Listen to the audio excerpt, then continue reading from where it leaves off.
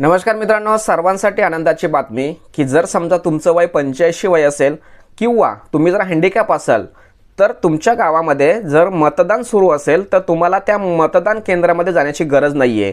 मग काय नेमकी आनंदाची बातमी, तर ते मतदान अधिकारी जे असतात ते आपल्या घरी येऊन आपलं मतदान घेणार आहेत।